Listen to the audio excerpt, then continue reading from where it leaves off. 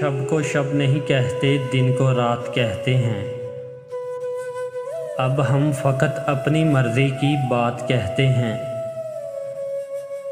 छोड़ो प्यार की बातें, इश्क के किस्से, ऐसी बातों को हम सिर्फ़ खुराफात कहते हैं।